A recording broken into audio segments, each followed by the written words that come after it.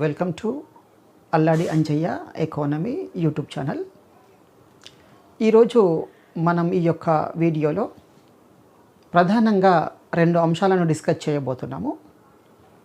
First one వచ్చేసరికి budget రకాలు ఏమిటి, సెకండ్ వన్ వచ్చేసరికి ఓపెన్ బడ్జెట్ సర్వే అనగానేమి, వాటి యొక్క ర్యాంకులు ఎలా ఉన్నాయి, దీనిలో భారతదేశం యొక్క ర్యాంకు ఎంత అనే రెండు అంశాలు డిస్కస్ చేయబోతున్నాము. అభ్యర్థులు ప్రతిరోజు వీడియోలో నా యొక్క విశ్లేషణను గమనించాలి. ఈ విశ్లేషణలో ప్రతిరోజు వీడియోలో కూడా రెండు థింగ్స్ నేను తీసుకుంటున్నాను. ఒకటి బేసిక్స్ అనేది తీసుకుంటున్నాను. అంటే ఇది చాలా కీలకమైంది. అంటే బేసిక్స్ ఎంత స్ట్రాంగ్గా ఉంటే జాబ్ కొట్టడానికి అవకాశాలు అంత ఎక్కువగా ఉంటాయి. ఇది ఫస్ట్ థింగ్. అలా అని కంప్లీట్ బేసిక్స్ వచ్చినా సరిపోదు. కరెంట్ ఇష్యూస్, అప్డేటెడ్ ఇష్యూస్ అనేవి ఖచ్చితంగా అవసరము. ఈ ఇష్యూస్ని కూడా రోజువారీగా అధ్యయనం చేసినట్లయితే ఇంకా స్కోర్ ఎక్కువ వచ్చి విజయం వచ్చే అవకాశం ఉంటుంది. అంటే ప్రతిరోజు వీడియోలో కూడా మనం ఈ రెండు అంశాలను పరిగణలోకి తీసుకొని అధ్యయనం చేస్తున్నాము. అదే విధానంలో కూడా అభ్యర్థులు ఫాలో కండి. అది మీకు విజయాన్ని ఖచ్చితంగా తెచ్చిపెడుతుంది.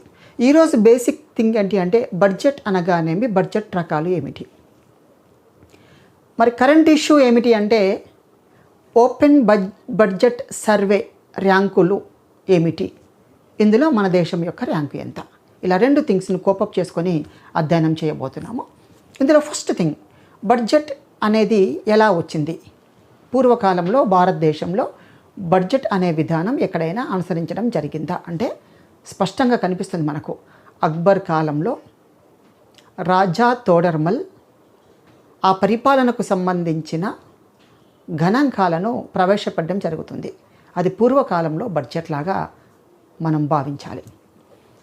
ఒరిజినల్గా ఈ బడ్జెట్ అనే పదము మన భారత రాజ్యాంగంలో ఎక్కడ కూడా పొందుపరచలేదు. కానీ ఇది ఫ్రెంచ్ పదంలో బడ్జెట్ అనగా తోలు సంచి, లెదర్ బ్యాగ్ అనే అర్థంతో ముడిపడి ఉన్నది.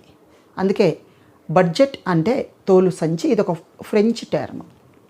మరి భారత రాజ్యాంగంలో ఎక్కడ పొందుపరచని ఈ యొక్క పదానికి ఒరిజినల్ మీనింగ్ ఏంటి అంటే 112వ ఆర్టికల్ ప్రకారంగా యాన్యువల్ ఫినాన్షియల్ స్టేట్మెంట్ అని పిలుస్తుంటారు.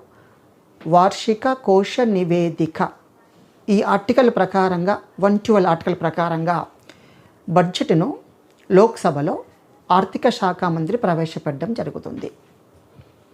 ఒకవేళ ఆర్థిక శాఖ మంత్రి లేనట్లయితే ఆ పోర్ట్ఫోలియో అనేది ప్రధానమంత్రి దగ్గర ఉంటుంది. ప్రధానమంత్రి గారు ప్రవేశపెడతారు.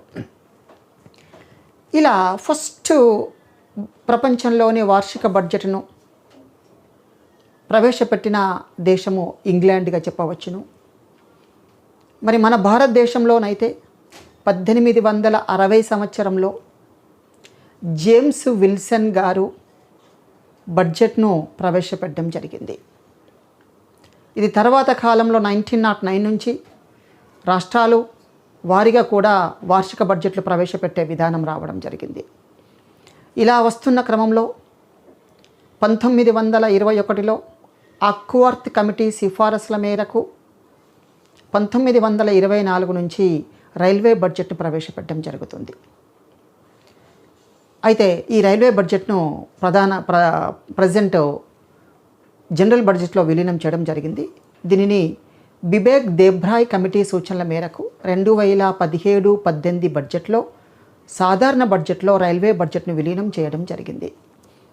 ప్రధానంగా మనం 2018-19 బడ్జెట్ ఈజ్ వెరీ ఇంపార్టెంట్. ఎందుకంటే ఇందులో ఒక 3 ప్రధాన సవరణలు చేయడం జరిగింది.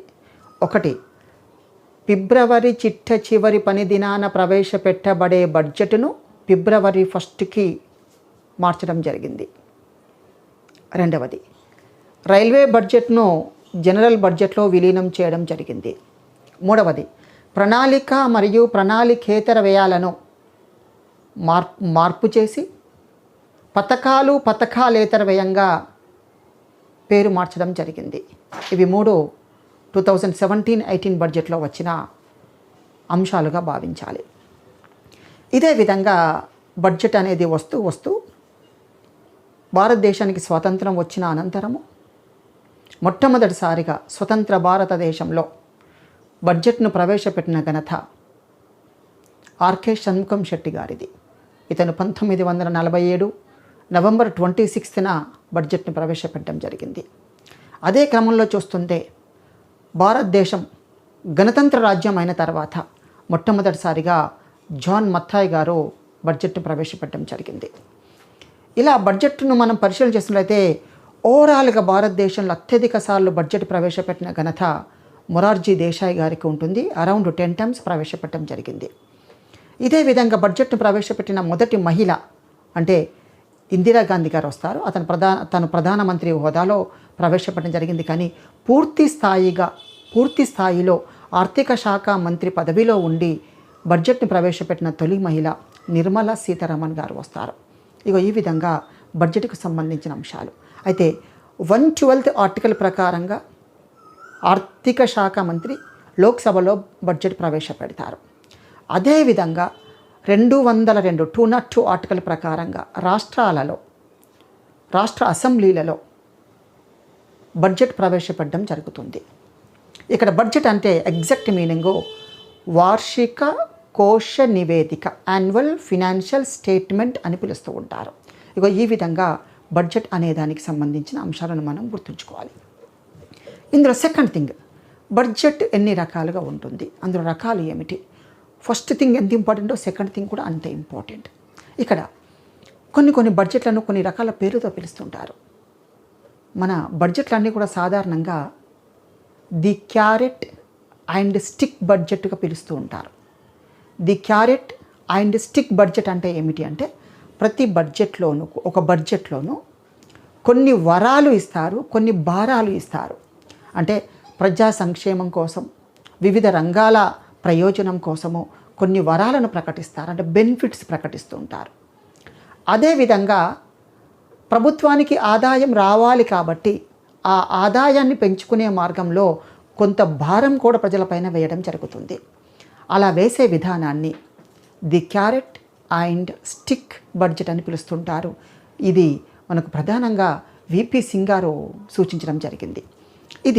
ఇది కాకుండా బడ్జెట్లో రకాలను మనం ఒకసారి అధ్యయనం చేసినట్లయితే ఫస్ట్ రకం ఏంటి అంటే బేస్ బడ్జెట్ అని పిలుస్తుంటారు. ఆధారిత బడ్జెట్ లేదా ట్రెడిషనల్ బడ్జెట్ లేదా కన్వెన్షనల్ బడ్జెట్ అని పిలుస్తుంటారు.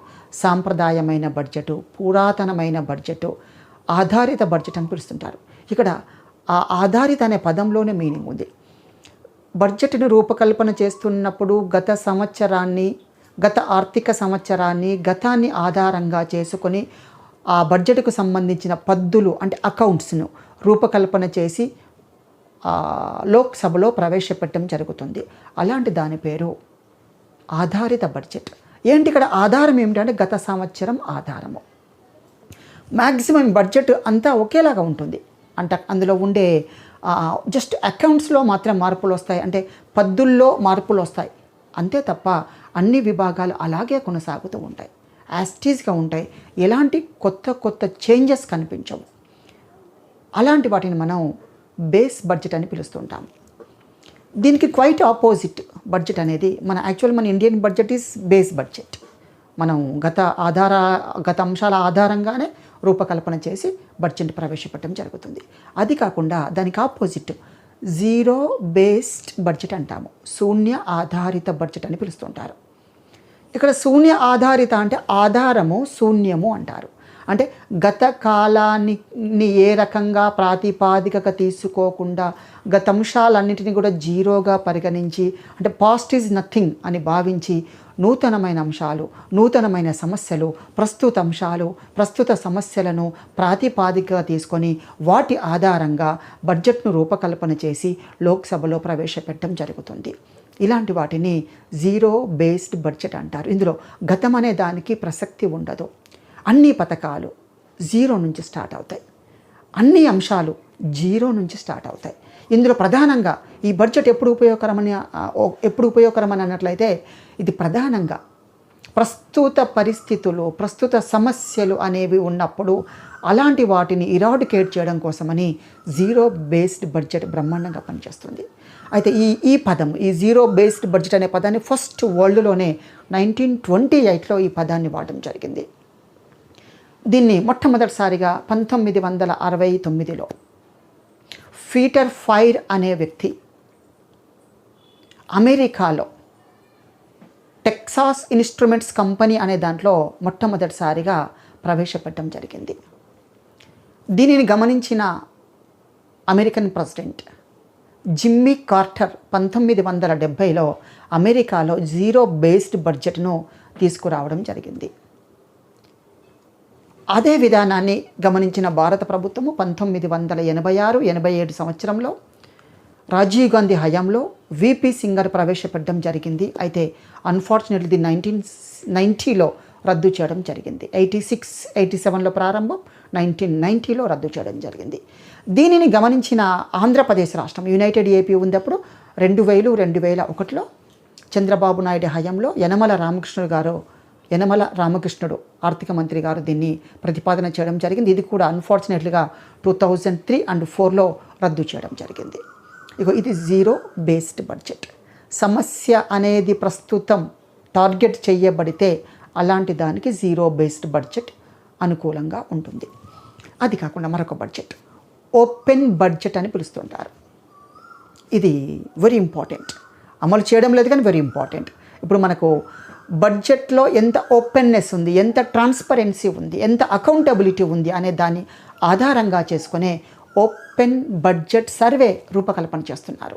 మనం ఈ టాపిక్ తర్వాత నెక్స్ట్ అది డిస్కస్ చేద్దాము. ఇక్కడ ఓపెన్ బడ్జెట్ అంటే ఏంటి అంటే ప్రభుత్వము ముందుగా బడ్జెట్ను రూపకల్పన చేస్తుంది. ఆ రూపకల్పన చేసిన బడ్జెట్ను ప్రజలకు అందజేస్తుంది. అప్పుడు మళ్ళీ ప్రజల నుంచి ఏమైనా క్వెరీస్ ఉంటే, ఏదైనా సలహాలు సూచనలు ఉంటే ఆ సలహాలు సూచనలు స్వీకరించి మళ్ళీ బడ్జెట్ను రివైజ్ చేసి మళ్ళీ సభలో ప్రవేశపెట్టి ఆమోదం పొందాల్సిన అవసరం ఉంటుంది. అలాంటి దాన్ని ఓపెన్ బడ్జెట్ అని పిలుస్తుంటారు. అంటే ఇక్కడ బడ్జెట్ రూపకల్పనలో ప్రజల యొక్క ప్రమేయం ఆధారంగా రూపకల్పన చేయబడుతుంది.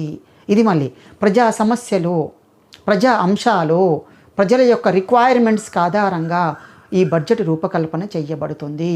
అదే ఓపెన్ బడ్జెట్ అని చెప్పవచ్చును. ఆ తర్వాత ఇది యాక్చువల్గా 2002 and 2003లో మన రాష్ట్రంలో చంద్రబాబు నాయుడు హయాంలో దీన్ని ప్రపోజల్ చేయడం జరిగింది. ఆ తర్వాత చిదంబరం గారు మరొక బడ్జెట్ తీసుకొచ్చారు, అవుట్కమ్ బడ్జెట్ అని తీసుకొచ్చారు. ఇది 2005 డిసెంబర్ 25వ తేదీన అవుట్కమ్ బడ్జెట్ అనే దాన్ని చిదంబరం గారు ప్రతిపాదించారు.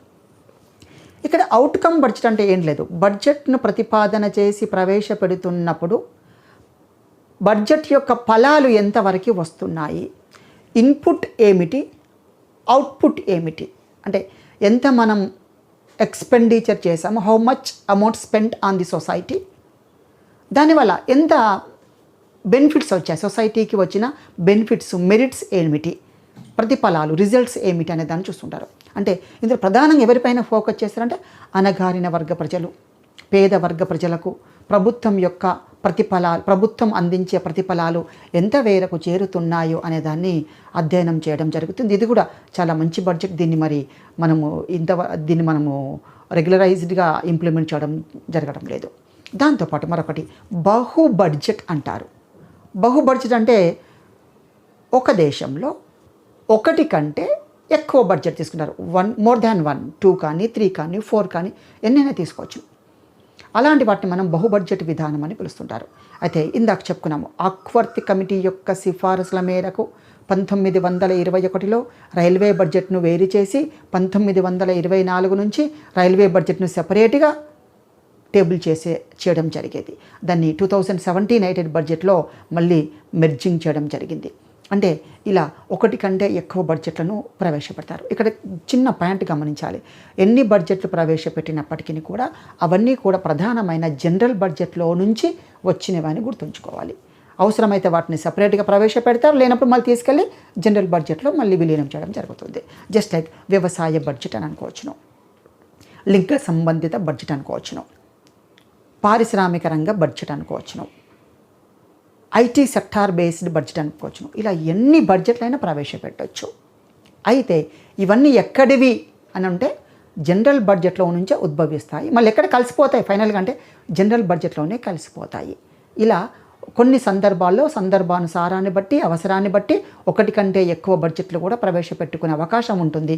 దాని పేరే బహు బడ్జెట్ విధానము. దానికి అనుబంధంగా మళ్ళీ మనం ఒకటి చెప్తే లింగ సంబంధిత బడ్జెట్ అనేది ఉంటుంది. దీన్ని ప్రధానంగా స్వీడన్ దేశం అనుసరించడం జరిగింది. దీన్ని మనం కూడా 2006-07 సంవత్సరంలో మనం ప్రతిపాదించడం జరిగింది. ఇక్కడ లింగ సంబంధిత బడ్జెట్ అంటే ఏమిటి అంటే స్త్రీలకు ప్రధానమైన బెనిఫిట్ కల్పించడం కోసమని ఈ బడ్జెట్ను రూపకల్పన చేసి ఇంప్లిమెంట్ చేయడం జరుగుతూ ఉంటుంది. అయితే ఇక్కడ ప్రధానంగా దేశంలో వివక్షత ఉంటుంది, లింగ వివక్షత, పురుషులు స్త్రీల మధ్య ఉండే వివక్షత. ఆ వివక్షతను డిస్క్రిమినేషన్ను తగ్గించడం కోసమని ఇలాంటి బడ్జెట్ అనేది చాలా సూట్ అవుతుంది. అంటే వివక్ష లేని సమాజాన్ని రూపకల్పన చేయాలనుకున్నప్పుడు ఇలాంటి లింగ సంబంధిత బడ్జెట్ను రూపకల్పన చేసి ప్రవేశపెట్టారు. ఇందులో మహిళలకు అంటే లింగ వివక్షత గురి అవుతున్నప్పుడు మహిళలకు స్పెషలైజ్డ్గా కొన్ని ప్రోగ్రామ్స్, కొద్దిగా ఎక్కువ అమౌంట్ అలొకేట్ చేయడము, special focused on women category అనేది ఇక్కడ చేయడం జరుగుతుంది. ఇలాంటి బడ్జెట్ పేరు లింగ సంబంధిత బడ్జెట్ అని చెప్పొచ్చును. అయితే ఆ తర్వాత నెక్స్ట్ మరొకటి, ఇది వెరీ ఇంపార్టెంట్. ఎందుకంటే భారతదేశానికి రాజ్యాంగం వచ్చినప్పటి నుంచి చూసినట్లయితే నేటి వరకు అనేక సందర్భాలలో ప్రవేశపెట్టే బడ్జెట్ కామన్గా ఇదే బడ్జెట్ అన్నమాట. అది వోట్ ఆన్ అకౌంట్ బడ్జెట్ లేదా ఇంటీరియం బడ్జెట్ లేదా ఇంటర్మీడియట్ బడ్జెట్ లేదా టెంపరరీ బడ్జెట్, తాత్కాలిక, మధ్యంతర, ఓట్ ఆన్ అకౌంట్ బడ్జెట్ అంటారు. ఇది ప్రధానంగా ఎప్పుడు ప్రవేశపెడతారంటే ఇవి ప్రధానంగా ఆపద్ధర్మ ప్రభుత్వాలు ప్రవేశపెడితే అని చెప్తుంటాము. టేక్ కేర్ గవర్నమెంట్స్ అంటాము. అంటే ఎలక్షన్స్ చాలా దగ్గరగా ఉన్నప్పుడు, ఒకవేళ సమావేశాలు ఇంకా కంటిన్యూ కొనసాగించడానికి అవకాశాలు లేనప్పుడు, ఇలాంటి సందర్భాలలో ఎలక్షన్స్ దగ్గరగా ఉన్న సందర్భాన్ని గుర్తుంచుకోండి ఎక్కువగా. అలాంటి సందర్భాలలో బడ్జెట్ను ప్రవేశపెడతారు. అది టెంపరరీ బడ్జెట్. అంటే జనరల్గా అది అప్ టు 6 months కాలానికి, మనం మామూలుగా అకాడమీ బుక్స్లో 2 to 6 months అని ఉంటుంది. అప్ టు 6 months కాలానికి టెంపరరీగా ప్రభుత్వానికి అయ్యే ఖర్చు చేయాలి కాబట్టి ఆ ఖర్చుల నిమిత్తం బడ్జెట్ ప్రవేశపెట్టడం జరుగుతుంది. అలాంటి దాని పేరు ఓట్ ఆన్ అకౌంట్ బడ్జెట్. ఇప్పుడు ప్రజెంట్ మనకు ఏపీ స్టేట్ గవర్నమెంట్ ఈ కరోనా ఎఫెక్ట్ వలన రోజువారీ కార్యకలాపాల కోసం మనీ అవసరమని టెంపరరీ బడ్జెట్ ప్రవేశపెట్టడం జరిగింది. ఇగో ఇలా ఉంటుందన్నమాట. అంటే అదేంటి అంటే తాత్కాలికంగా ప్రభుత్వ అవసరాలు తీర్చుకునే నిమిత్తం ఈ బడ్జెట్ను ప్రవేశపెట్టడం జరుగుతుంది.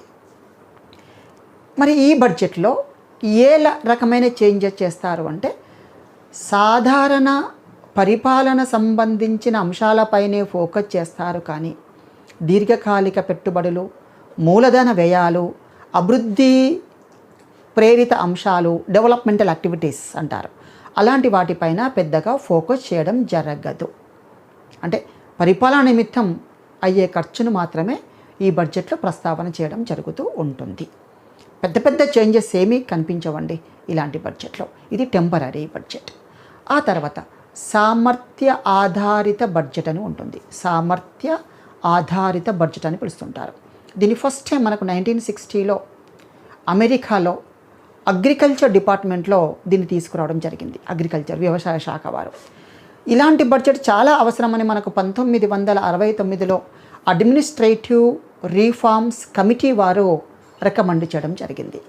అయితే ఇక్కడ ఏంటి అసలు ఈ సామర్థ్య ఆధారిత బడ్జెట్ అంటే ఏంటి అంటే ప్రతి శాఖను, విభాగాన్ని తీసుకుంటారు. ఆ శాఖకు, విభాగానికి ఎక్స్పెక్టేషన్ చేస్తారు.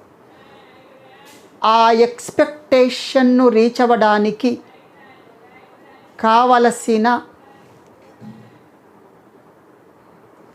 అయితే ఈ శాఖలను ఆధారంగా చేసుకొని ఆ శాఖల యొక్క అభివృద్ధి కోసమని ఇలాంటి బడ్జెట్ను ప్రవేశపెట్టడం జరుగుతుంది. ఇది ఒరిజినల్గా ఆలోచిస్తే మంచి బడ్జెట్ అన్నమాట. ఎందుకోసం అంటే అన్ని డిపార్ట్మెంట్స్కి ఈక్వల్గా అమౌంట్ అవసరం ఉండదు. అన్ని డిపార్ట్మెంట్స్ ఒకేలాగా పనిచేయాల్సిన అవసరం కూడా ఉండదు. కాబట్టి ఒక్కొక్క డిపార్ట్మెంట్ వారీగా వాటి ఎక్స్పెక్టేషన్స్ను ఆధారంగా చేసుకొని రిక్వైర్మెంట్ను ఆధారంగా చేసుకొని, డెవలప్మెంట్ను ఆధారంగా చేసుకొని ఈ బడ్జెట్ రూపకల్పన చేయడం జరుగుతుంది. ఆ తర్వాత కాల పరిమితి బడ్జెట్ అని పిలుస్తుంటారు ఒకదాన్ని. కాల పరిమితి బడ్జెట్ అంటే సింపుల్గా ఏం లేదు, మనం ఎంత కాలానికి ప్రవేశపెడుతున్నాం దాన్ని కాల పరిమితి బడ్జెట్ అంటారు. అంటే బడ్జెట్ ఇంత కాలం అనేది స్పెసిఫిక్గా ఏమీ ఉండదు. దేశాలు వాటి యొక్క అవసరాన్ని పట్టుకొని వివిధ కాలాలను నిర్ధారించుకొని అమలు చేయడం జరుగుతుంది. మన భారతదేశంలో అయితే 1 year మనం ప్రవేశపెడుతున్నాం. కొన్ని దేశాల్లో 6 months ఉంది, కొన్ని దేశాల్లో 2 years కూడా ఉంది. అంటే అది దేశాన్ని బట్టి, వాటి యొక్క నేచర్ని బట్టి, వాటి యొక్క ప్రోగ్రామ్స్ని బట్టి, వాటి యొక్క డెవలప్మెంట్ యాక్టివిటీస్ని బట్టి ఈ యొక్క బడ్జెట్ రూపకల్పన చేసుకుంటారు. అది టైం బేస్డ్గా ఉంటుంది. అదేవిధంగా చూస్తే ఇందాక ఇండివిజువల్గా తీసుకున్నాము. ఇప్పుడు ఒక రెండు థింగ్స్ అంట కపుల్ లాగా తీసుకుంటాం, ఒక జంటలాగా తీసుకొని ఎక్స్ప్లెయిన్ చేస్తాం. ఇక్కడ పాలన సౌలభ్యం కొరకు బడ్జెట్ రూపకల్పన అంటారు. పాలన సౌలభ్యం కొరకు అంటే పరిపాలన సౌలభ్యాన్ని దృష్టిలో పెట్టుకొని బడ్జెట్ను 2 రకాలుగా వర్గీకరించడం జరిగింది. ఒకటి కుంటి బాతు బడ్జెట్ అంటారు, ల్యామ్ డక్ బడ్జెట్ అని పిలుస్తుంటారు. ఈ కుంటి బాతు బడ్జెట్ అనేది ఎందుకు ఉపయోగపడుతుంది అంటే, ఎప్పుడైనా దేశంలో రాజకీయ పరమైన అనిశ్చితలు లేదా పరిపాలనాపరమైన అనిశ్చితలు కానీ ఏర్పడితే ఎంటైర్ ఇయర్కి బడ్జెట్ను అమలు చేయడం కష్టసాధ్యం అవుతుంది. ఇలాంటి సందర్భంలో కొంతకాలానికే బడ్జెట్ను ప్రవేశపెట్టి అమలు చేయడం జరుగుతుంది. అలాంటి వాటిని కుంటి బాతు బడ్జెట్ అని పిలుస్తారు. అంటే ఇది ఫుల్ స్కేల్ ఉండదన్నమాట. అంటే మనం మెన్షన్ చేసిన పీరియడ్ మొత్తానికి, అంటే ఎంత డ్యూరేషన్ మొత్తానికి కాకుండా అందులో ఒక పార్ట్ కోసం పార్ట్స్గా దాన్ని అమలు చేసుకోవడం జరుగుతూ ఉంటుంది. అదేవిధంగా సప్లిమెంటరీ బడ్జెట్ అంటారు, అనుబంధ బడ్జెట్ అంటారు. ఎప్పుడైనా ఒక బడ్జెట్ని మనం ప్రవేశపెట్టినప్పుడు ఏదైనా ఆ బడ్జెట్కు అనుబంధంగా మరొక బడ్జెట్ ప్రవేశపెట్టాల్సిన అవసరం ఏర్పడినప్పుడు అనుబంధ బడ్జెట్ని ప్రవేశపెడతారు. మరి ఎప్పుడు ఈ అనుబంధ బడ్జెట్ అవసరం ఉంటుంది అంటే, ప్రధానంగా ప్రకృతి వైపరీత్యాలు, న్యాచురల్ కలామిటీస్ కావచ్చును, లేదా కరువు కాటకాలు సంభవించడం కావచ్చును, లేదా యుద్ధాలు లాంటివి సంభవించడం కావచ్చును, ఇంకా ఏదైనా పరిస్థితిలో సంభవించడం కావచ్చును. ఇలా సంభవించినప్పుడు ఒక బడ్జెట్ కాకుండా దానికి అనుబంధంగా మరొక బడ్జెట్ ప్రవేశపెడతారు. అంటే ప్రధానంగా 2 బడ్జెట్ ఉంటాయి. ప్రైమ్ బేస్ బడ్జెట్ ఉంటుంది, అంటే ప్రధానమైన బడ్జెట్ ఒకటి ఉంటుంది, దీనికి అనుబంధంగా మరొక బడ్జెట్ని ప్రవేశపెడతారు. ఇలాంటి వాటి పేరు అనుబంధ బడ్జెట్ అని గుర్తుంచుకోండి. అదేవిధంగా బడ్జెట్ను ప్రవేశపెట్టడము, దానికి ఎక్స్పెక్టేషన్స్ అంటాము, అంచనాలు మరియు అమలును ఆధారంగా చేసుకొని బడ్జెట్ను మళ్ళీ 2 రకాలుగా వర్గీకరణ చేయవచ్చును. అదే ఒకటి స్థిర లక్షణ బడ్జెట్, 2 చర లక్షణ బడ్జెట్ అని పిలుస్తుంటారు. ఇక్కడ స్థిర లక్షణ బడ్జెట్ అంటే ఏమిటి అంటే, ఒక స్థిరమైన కాలం తీసుకుంటారు. ఈ స్థిరమైన కాలానికి అంచనాలు వేయడం జరుగుతుంది. ఆ అంచనాలను ఆ కాలంలోనే ఫుల్ఫిల్ చేస్తారు, ఇంప్లిమెంట్ చేసి ఫుల్ఫిల్ చేస్తారు. అంటే చిన్న ఎగ్జాంపుల్ కూడా మనం డిస్కస్ చేద్దాం. ఇక్కడ ఒక పర్టికులర్ వింగ్ తీసుకుందాం. ఒక ప్రాజెక్టును 2 సంవత్సరాల్లో పూర్తి చేయాలని తీసుకున్నారు ఎగ్జాంపుల్గా, లేదా 1 సంవత్సరంలో పూర్తి చేయాలని తీసుకున్నారు. అయితే ఆ అనుకున్న కాలంలోనే దాన్ని ఫినిష్ చేసేస్తుంటారు. అలాంటివి స్థిర లక్షణ బడ్జెట్ అని పిలుస్తుంటారు. అంటే ఇక్కడ 2 థింగ్స్ టెక్నికల్ గమనించాలి. అంచనా మరియు అమలు కాలం 2 సమానంగా ఉంటాయి, చేంజెస్ ఏమీ ఉండవు. చర లక్షణ బడ్జెట్ అంటే అంచనా, ఎక్స్పెక్టేషన్ ఒకలా ఉంటుంది, అది అమలు కావడం మరొకలాగా ఉంటుంది. ఇది మళ్ళీ సిచ్యువేషన్ బేస్డ్ అంటారు దీన్ని. అంటే పరిస్థితుల ప్రభావం చేత, అంటే పరిస్థితులు అంటే ఆర్థికపరమైన పరిస్థితులను చెప్పుకోవచ్చు ఇక్కడ ప్రధానంగా. సపోజ్ ఏదైనా ఒక అంశాన్ని మనం అమలు చేస్తున్నప్పుడు ద్రవ్యోల్బణం విపరీతంగా పెరిగి ధరలు పెరిగాయి. అప్పుడు ఆటోమేటిక్గా ఆ బడ్జెట్ ఎక్స్పెక్టేషన్స్ మారుతాయి, దాన్ని డ్యూరేషన్ కూడా మారుతుంది. ఈ విధంగా కండిషనల్గా సందర్భానుసారంగా బడ్జెట్ను అమలు చేయడం జరుగుతుంది. అలాంటి వాటి పేరు చర లక్షణ బడ్జెట్ అని పిలుస్తూ ఉంటారు. ఫైనల్గా ఆదాయ వ్యయాలను ఆధారంగా చేసుకొని బడ్జెట్ను వర్గీకరిస్తారు. On the basis of revenue and expenditure అని చెప్తుంటారు. ఇక్కడ ఇది ప్రధానంగా డిఫరెంట్ టైప్స్ పిలుస్తుంటారు. అందులో ఒకటి సంతులిత బడ్జెట్, బ్యాలెన్స్డ్ బడ్జెట్ అంటాము. సంతులిత బడ్జెట్ అంటే ప్రభుత్వానికి వచ్చే ఆదాయము, ప్రభుత్వం చేసే ఖర్చులు 2 సమానంగా ఉంటాయి. ఇక్కడ ఎలాంటి మిగులు ఉండదు. అలాంటి దానిని బ్యాలెన్స్డ్ బడ్జెట్ అని పిలుస్తూ ఉంటారు. రెండవది అసంతులిత బడ్జెట్. మనం దీన్నే ఇంకొంచెం డీటెయిల్గా చూసినప్పుడు ఇందులో మిగులు బడ్జెట్, లోటు బడ్జెట్ అని మనం వర్గీకరణ చేయడం జరుగుతుంది.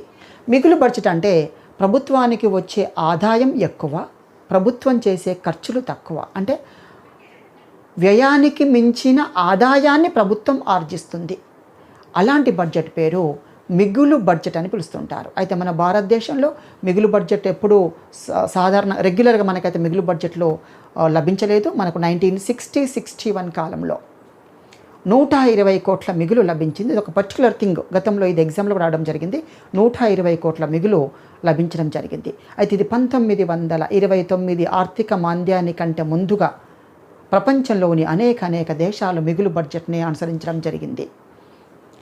దీన్ని ఎక్కువగా సాంప్రదాయ ఆర్థికవేత్తలు ఫుల్గా సపోర్ట్ చేయడం జరిగింది. సాంప్రదాయ ఆర్థికవేత్తల యొక్క విధానం ఏంటి అంటే మిగులు బడ్జెటే అనుసరించాలి అని చెప్పడం జరిగింది. అయితే ఆర్థిక మాంద్య అనంతరము ఆర్థిక మాంద్యాన్ని ఓవర్కమ్ కావడానికి, ఆ సంక్షోభం నుంచి ఓవర్కమ్ కావడానికి మిగులు బడ్జెట్ కంటే లోటు బడ్జెట్ ఉత్తమంగా ఉంటుంది అని జాన్ మేయార్డ్ కీన్స్ ప్రతిపాదన చేసి దీనికి ప్రాచుర్యం కల్పించారు.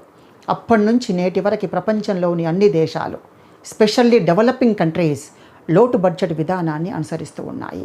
అంటే డెవలప్మెంటల్ యాక్టివిటీస్ ఎంత ఎక్కువగా ఉంటే ప్రభుత్వానికి అంత ఎక్స్పెండిచర్ అవుతుంది. ఆ ఖర్చు చేయాలి అంటే లోటు కంపల్సరీగా ఉంటుంది. అంటే ఆదాయం తక్కువ, ఖర్చులు ఎక్కువగా ఉంటాయి. ఇండియా తీసుకున్నట్లయితే ఇండియాకు వచ్చే ఆదాయం కంటే ఖర్చులు ఎక్కువ ఉంటాయి. ఎందుకంటే భారతదేశంలో పేద తరగతి ప్రజలు, మధ్యతరగతి ప్రజలు చాలా ఎక్కువగా ఉన్నారు. ఇలా పేద తరగతి ప్రజలకు అనేక సౌకర్యాలు కల్పించాలి, ఫెసిలిటీస్ కల్పించాలి, అండ్ బేసిక్ ఎమ్యూనిటీస్ని కల్పించాలి. బేసిక్ నీడ్స్ చాలా రిక్వైర్మెంట్ ఉన్నాయి ఈరోజు కూడా. ట్రాన్స్పోర్టేషన్ కానీ, రోడ్స్ కానీ, టెలికమ్యూనికేషన్ కానీ, హౌస్ ఫర్ ఆల్ కావచ్చును, మెడికల్ ఫెసిలిటీస్ కావచ్చును, ఇరిగేషన్ ఫెసిలిటీస్ కావచ్చు. ఇలా చాలా డెవలప్మెంట్ యాక్టివిటీస్ కావాలి. వీటికి చాలా పెద్ద మొత్తంలో ఇన్వెస్ట్మెంట్ అవసరం ఉంటుంది. కాబట్టి అలాంటి వాటి కోసము ప్రభుత్వము ఖర్చు చేయాల్సిన అవసరం ఉంటుంది. దాన్నే మనం లోటు బడ్జెట్ విధానం అని పిలుస్తుంటారు. అయితే ఇక్కడ ఆదాయం తక్కువ వస్తుంది, ఎక్స్పెండిచర్ ఎక్కువ ఉంటుంది. మరి ఎలా ఫిల్ చేస్తారు? ఇంత ఆదాయం వచ్చింది, ఇంత ఖర్చు ఉంది, ఎలా how it is fulfilled by the government అని మనం అనుకుంటే దీనికోసం కొన్ని అంశాలను ప్రభుత్వం ఎంచుకుంటుంది. ఇందులో ప్రధానంగా పన్నులను పెంచుతారు. పాత పన్నులను కొద్దిగా స్లాబ్ రేట్స్ పెంచి అమలు చేయడము, ఆదాయం పెరుగుతుంది. నూతనమైన పన్నులు విధిస్తారు. రెండవది, నూతనమైన కొత్త పన్నులను విధించి తద్వారా ఆదాయాన్ని రాబట్టుకుంటారు. ఆ తర్వాత మూడవది, రుణాలను సేకరిస్తారు. అందులో స్వదేశీ రుణాలు ఉంటాయి, విదేశీ రుణాలు ఉంటాయి. రుణాలను సేకరణ చేస్తుంటారు. మరొకటి, కరెన్సీ ప్రింటింగ్ చేస్తారు. అంటే కరెన్సీ ముద్రణకి అవకాశాన్ని కల్పించుకుంటారు. ఇలా 4 రకాలుగా తమకొచ్చే ఆదాయాన్ని పెంచుకోవడం జరుగుతుంది.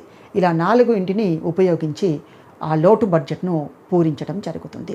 ఇందులో కరెన్సీ ముద్రణ అనేది వెరీ ఇంపార్టెంట్. ఎందుకంటే కరెన్సీ ముద్రణ కరెన్సీ ఎంత అవసరమో అంతే కరెన్సీని ముద్రించాలి. ఒకవేళ అంతకన్నా ఎక్కువ కరెన్సీని ముద్రించినట్లయితే మార్కెట్లో, సొసైటీలో, దేశంలో కరెన్సీ ఫ్లో విపరీతంగా పెరిగి అది ద్రవ్యోల్బణానికి దారితీస్తుంది. కాబట్టి గతంలో బిట్ అడిగారు, ద్రవ్యోల్బణానికి కారణమైన బడ్జెట్ ఏది అంటే లోటు బడ్జెట్ విధానం అని గుర్తుంచుకోండి. This is regarding different types of budgets. Second thing అయిపోయింది. థర్డ్ థింగ్కి మనం వెళ్తే, మూడవ అంశంకి వెళ్తే, ఓపెన్ బడ్జెట్ సర్వే ఆఫ్ 2019 2019 సంబంధించిన ఓపెన్ బడ్జెట్ సర్వే. దీనినే బడ్జెట్ ట్రాన్స్పరెన్సీ సర్వే అని పిలుస్తుంటారు. దీనిని ఇంటర్నేషనల్ బడ్జెట్ పార్ట్నర్షిప్ రూపకల్పన చేస్తుంది. దీన్ని 2020లో ఏప్రిల్లో 29 తేదీన ఈ యొక్క గణాంకాలు రిలీజ్ చేయడం జరిగింది. ఈ యొక్క ఓపెన్ బడ్జెట్ సర్వే అనేది 2006 నుంచి రూపకల్పన చేస్తున్నారు. ఇది రూపకల్పించడంలో ప్రధానమైన 2 అంశాలను తీసుకుంటారు. ఒకటి బడ్జెట్ యొక్క అకౌంటబిలిటీ, రెండవది ట్రాన్స్పరెన్సీ. బడ్జెట్ యొక్క అకౌంటబిలిటీ, రెండవది ట్రాన్స్పరెన్సీ. ప్రభుత్వాలు బడ్జెట్ను ప్రవేశపెడుతున్నాయి, రైట్? ఇలా ప్రవేశపెట్టినప్పుడు ఎంతవరకు అకౌంటబిలిటీని మెయింటైన్ చేస్తున్నాయి? First thing. భారతదేశంలో గమనించినట్లయితే అకౌంటబిలిటీ ఎక్కువగా ఉందా తక్కువగా ఉందంటే ఎవ్రీబడి నోస్. ట్రాన్స్పరెన్సీ పారదర్శకత ఉందా అంటే తెలుసు అందరికీ బడ్జెట్లో ఎంతవరకు పారదర్శకత ఉంది. అంటే బడ్జెట్కు సంబంధించిన ప్రతి అంశాన్ని సమగ్రంగా ప్రజలకు చేరవేస్తూ ప్రజలకు అన్ని రకాల అంశాలను విపులంగా అందిస్తూ సమాచారాన్ని అందిస్తూ బడ్జెట్ను అమలు చేయాలి. అప్పుడు ప్రజలందరికీ బడ్జెట్ యొక్క మెరిట్స్ ఏంటి, బెనిఫిట్స్ ఏంటి, బడ్జెట్ ఎవరి కోసం రూపకల్పన చేస్తున్నారు అనేది అర్థమవుతుంది. చాలామంది ప్రజలకు బడ్జెట్ అంటే తెలియదు, అది ఎంతవరకు దీని మీద ప్రచారం కూడా కొనసాగించాలి. అంటే అలాంటి అంశాలను ఆధారంగా తీసుకుని ఇందులో మొత్తం 8 పారామీటర్స్ ఉంటాయి. అయితే ఇందులో 2 థింగ్స్ చాలా కీలకం. మళ్ళీ ఒకసారి రిపీట్ చేస్తున్నాను, అకౌంటబిలిటీ అండ్ ట్రాన్స్పరెన్సీ అనే అంశాలను ఆధారంగా చేసుకొని ప్రపంచవ్యాప్తంగా అన్ని దేశాలకు ఈ సర్వేను రూపకల్పన చేస్తారు. ఇందులో ర్యాంకులు ప్రకటిస్తారు. అయితే 2006లో ప్రవేశపెట్టిన దీనికి ఈ సర్వేకి సంబంధించి ప్రజెంట్ 2020లో రిలీజ్ చేసిన రిపోర్ట్ 2019కి సంబంధించింది. ఇందులో 117 దేశాలను తీసుకొని, అంటే ఇక్కడ మళ్ళీ దేశాలు అన్నీ తీసుకోవచ్చు కదా డౌట్ వస్తుంది అభ్యర్థులకు. అంటే అకౌంట్స్ అనేవి అందుబాటులో ఉండాలి. అకౌంట్స్ అందుబాటులో లేని దేశాలకు సంబంధించిన గణాంకాలు ఏవి పరిగణలోకి తీసుకోరు. 117 దేశాలకు సంబంధించిన గణాంకాలను తీసుకొని సర్వే రూపకల్పన చేయగా ఈ సర్వేలో ఆ స్కేల్ ఉంటుంది, 0 to 100 స్కేల్ ఉంటుంది. అంటే స్కోర్ అంటే దాన్ని 0 నుంచి 100 స్కోర్ తీసుకుంటారు. ఆ స్కోర్లో హైయెస్ట్ స్కోర్ 87 స్కోర్ పొందింది న్యూజిలాండ్, ఫస్ట్ ర్యాంక్ పొందింది. అంటే ఓపెన్ బడ్జెట్ సర్వేలో మొట్టమొదటి ర్యాంకు 2019 ప్రకారంగా ఏ దేశం అంటే న్యూజిలాండ్. స్కోర్ ఎంతంటే 87 స్కోర్ అని గుర్తుంచుకోవాలి. సెకండ్ సౌత్ ఆఫ్రికా ఉంటుంది, దీని యొక్క స్కోర్ కూడా 87 ఉందండి. ఇవి 2 ఫస్ట్ సెకండ్ ర్యాంక్స్. మన దేశం యొక్క ర్యాంకు 53వ ర్యాంక్. మన దేశం యొక్క స్కోర్ 49, ర్యాంకు 53, స్కోర్ 49. ప్రపంచంలో గణించిన మొత్తం దేశాలు 117. దీన్ని ఇంటర్నేషనల్ బడ్జెట్ పార్ట్నర్షిప్ వాళ్ళు రూపకల్పన చేయడం జరుగుతుంది. ఇది బడ్జెట్కి సంబంధించిన ఓపెన్ బడ్జెట్. ఇందాక మనం చెప్పుకున్నాం ఓపెన్ బడ్జెట్, దాన్ని ఇంప్లిమెంట్ చేయడమే, దాని పరిస్థితిని అధ్యయనం చేయడమే ఈ యొక్క ఓపెన్ బడ్జెట్ సర్వే యొక్క ముఖ్యమైన అంశం. ఇది ఈ రోజుకు సంబంధించిన వీడియో. మీరందరూ కూడా ఈ వీడియోలు రెగ్యులర్గా వాచ్ చేస్తూ ఉండండి. లైక్ చేయండి, షేర్ చేయండి, సబ్స్క్రైబ్ చేసుకోండి. మరిన్ని లేటెస్ట్ అప్డేట్స్ని రెగ్యులర్గా మీకు అందిస్తూ ఉంటాను. I wish you all the best. Thank you.